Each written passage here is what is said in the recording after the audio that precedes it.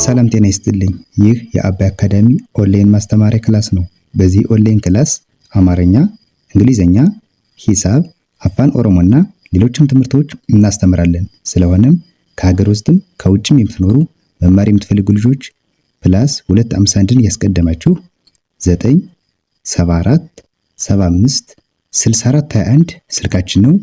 ኢሞ፣ ቴሌግራም ወይም ደግሞ ዋትሳፕ ላይ በመደወል ተመዝግባችሁ በቀንም ሆነ በማታ በተመቻችሁ ሰዓት በተለያዩ የሚዲያ አማራጮች ማለትም በኢሞ፣ በቴሌግራም፣ በዋትሳፕ፣ በዙም እንዲሁም በጉግል ሚት መማር ትችላላችሁ። ቻናላችንን ሰብስክራይብ እንዲሁም ላይክ እና ሼር እያደረጋችሁ ጀምሩ። እሺ፣ በዛሬ ክላሳችን ደግሞ የአማርኛ ቃላት ምስረታ ይሆናል። ዛሬ እነዚህንን ረዘም ያሉ ቃላቶች እንዴት ተገጣጥመው ይነበባሉ የሚሉ ነገሮች ዛሬ እናያለን ማለት ነው። ከዚህ ከመጀመሪያው ጀምራለሁ። ከዚህ ጋር ስንጀምር እዚህ ጋር ምን ይላል?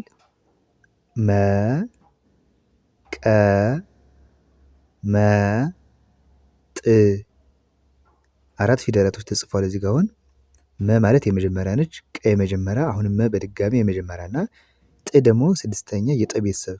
እነዚህን አራቱ ፊደላቶች ገጣጥመን ስናነባቸው ምን የሚል ትርጉም ያለው ቃል ይሰጡናል? መቀመጥ፣ መቀመጥ፣ መቀመጥ። ስለዚህ ከዚህ ከግራ ጀምራችሁ ወደ ቀኝ ማንበብ ነው። ስለዚህ ምን ይላል? መቀመጥ፣ መቀመጥ ይላል። እሺ፣ ከዚህ ጋር ደግሞ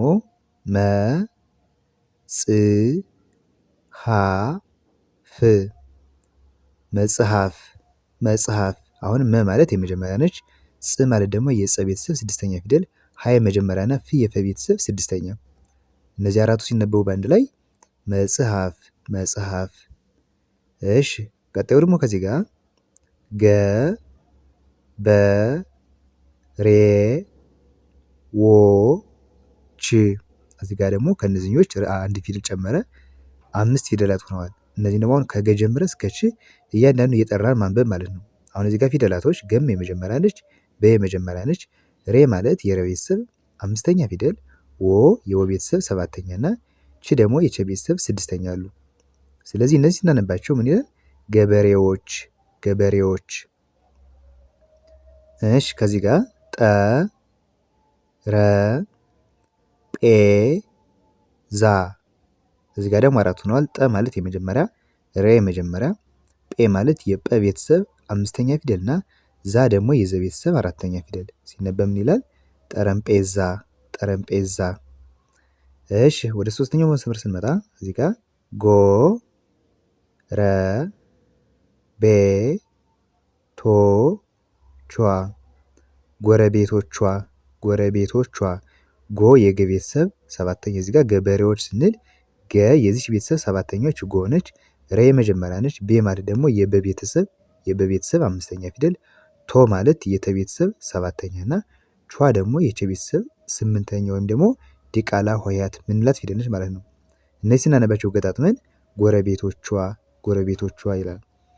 እሺ፣ ቀጥሎ ደግሞ አ ስ ተ ዋ ጽ ኦ፣ አስተዋጽኦ፣ አስተዋጽኦ ይላል። አሁን አ ማለት የመጀመሪያ፣ ስ የሰ ቤተሰብ 6ኛ፣ ተ የመጀመሪያ፣ ዋ ደግሞ የወ ቤተሰብ 4ኛ፣ ጽ የጸ ቤተሰብ 6ኛ እና ኦ የአ ቤተሰብ 7ኛ። ሲነበብ ስድስቱ ፊደል በአንድ ላይ አስተዋጽኦ፣ አስተዋጽኦ። እሺ፣ ከዚህ ጋር ደግሞ ድ ህ ነ ት፣ ድህነት፣ ድህነት። ድ የደ ቤተሰብ 6ኛ፣ ህ የሀ ቤተሰብ 6ኛ፣ ነ የመጀመሪያ እና ት ደግሞ የተ ቤተሰብ 6ኛ፣ ድህነት። እሺ፣ ከዚህ ጋር ደግሞ ጥ ር ጣ ሬ፣ ጥርጣሬ፣ ጥርጣሬ። ጥ የጠ ቤተሰብ 6ኛ፣ ር የረ ቤተሰብ 6ኛ፣ ጣ የጠ ቤተሰብ 4ኛ እና ሬ ደግሞ የረ ቤተሰብ 5ኛ ፊደል። እነዚህ ባንድ ላይ ሲነበቡ ምን ይላል? ጥርጣሬ፣ ጥርጣሬ ይላል። እሺ፣ ወደ ቀጣዩ ስንመጣ ተ ሳ ት ፎ፣ ተሳትፎ፣ ተሳትፎ። ተ የመጀመሪያ፣ ሳ የሰ ቤተሰብ 4ኛ፣ ት የተ ቤተሰብ 6ኛ እና ፎ ደግሞ 7ኛ የፈ ቤተሰብ። እነዚህን በአንድ ላይ ስናነባቸው ተሳትፎ፣ ተሳትፎ።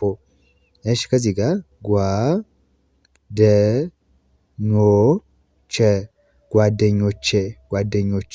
ጓ ማለት ስምንተኛ የገ ቤተሰብ ወይም ደግሞ ዲቃላ ሆሄያት ነች። ደ የመጀመሪያ፣ ኞ የኘ ቤተሰብ ሰባተኛ ነች። ቼ ደግሞ የቸ ቤተሰብ አምስተኛ። ይሄ ሲነበብ ምን ይላል? ጓደኞቼ ጓደኞቼ። እሺ ከዚህ ጋር ደግሞ ቲማቲም ቲማቲም ቲ ማለት ሶስተኛ የተ ቤተሰብ፣ ማ አራተኛ የመ ቤተሰብ፣ አሁን በድጋሚ ቲ ሶስተኛ የተ ቤተሰብ እና ም ደግሞ ስድስተኛ የመ ቤተሰብ። ይሄ ሲነበብ ምን ይላል? ቲማቲም ቲማቲም ይላል። እዚህ ጋር ደግሞ መሐመድ መሐመድ። እዚህ ጋር እነዚህ ሶስቱ የመጀመሪያ ፊደል ናቸው። ድ ማለት ደግሞ የለ ቤተሰብ ስድስተኛ ሲነበብ መሐመድ መሐመድ። እሺ ወደ መጨረሻው መስመር ስንመጣ ደግሞ ከዚህ ጋር ምን ይላል?